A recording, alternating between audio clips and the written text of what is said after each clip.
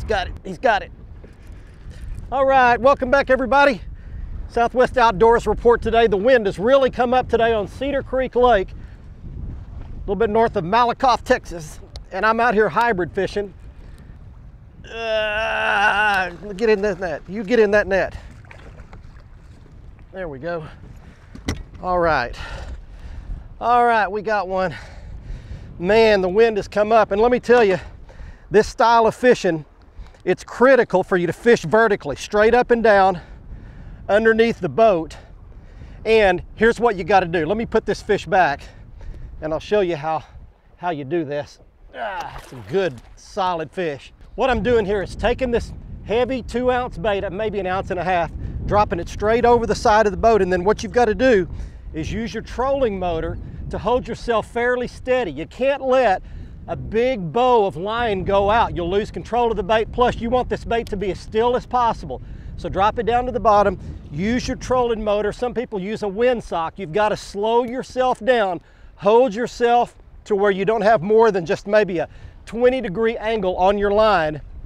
Let it drift straight down below the boat, but keep the bow out of your line.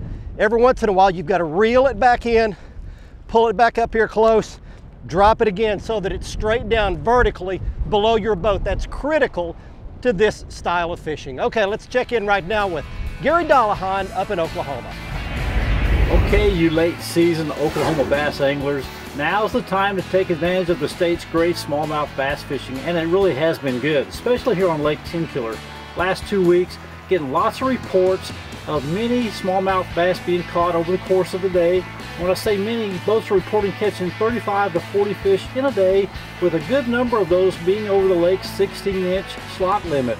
The best bait for this time of year on this lake has been a spinnerbait, fishing primarily the windy points and the main lake windy shorelines.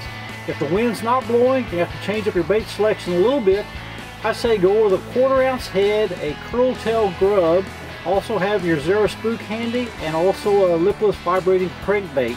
Look for about 20 foot of water that's got a relatively flat point, a pretty good area, and those smallmouth will move a lot in that, coming up occasionally to bust those shad, and when you do, throw those bait to them.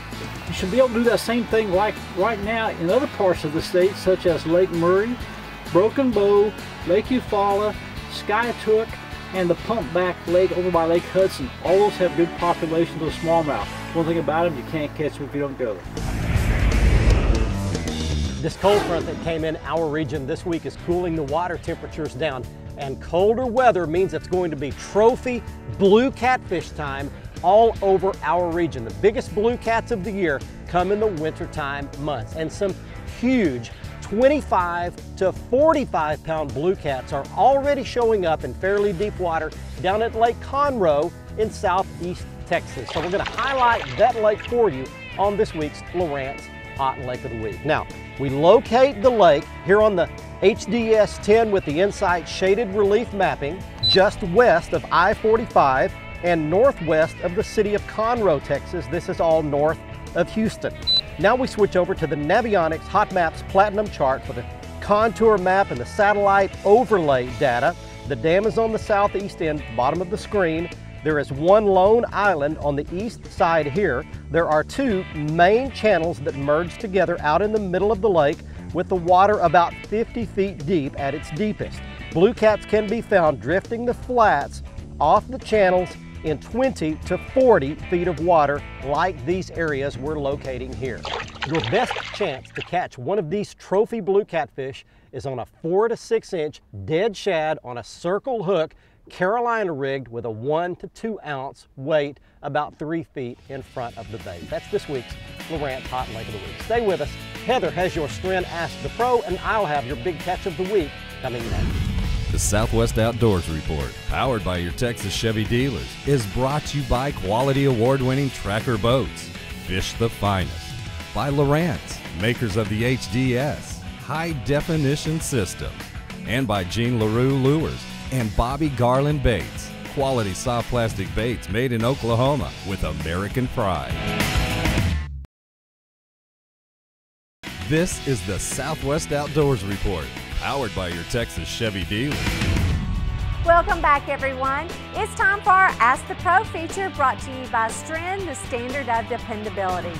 Our question this week is from Frank in San Antonio, who wants to know, how much difference does it make to use a swivel instead of tying directly to the lure? For the answer, let's ask 2000 Bassmaster Classic champion, Woo Daves.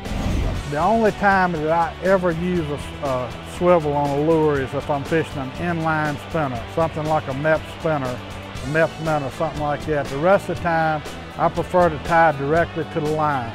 It just gives a more natural looking bait, and you don't have to worry about the swivel breaking if you hook a big fish. Thanks, Woo. If you have a question for one of our pros, visit the website at southwestoutdoorsreport.com. Click on the Stren, Ask the Pro link, and send us your information. Now let's get you back to Barry for our Whataburger Big Catch of the Week. This week's winner in the Big Catch of the Week contest is Kenny Bland of Claremore, Oklahoma. Speaking of big blue cats, he caught a giant 37-pounder at Chimney Rock Lake, otherwise known as W.R. Holway, up in northeastern Oklahoma. If you'd like to send in your big fish photo, you can do so at our website. You'll need to join the fan club. It's free. Top right-hand corner of the front page is everything you'll need at southwestoutdoorsreport.com. Also, don't forget about our Facebook page. It's up and running with lots of content that you cannot get on the television show.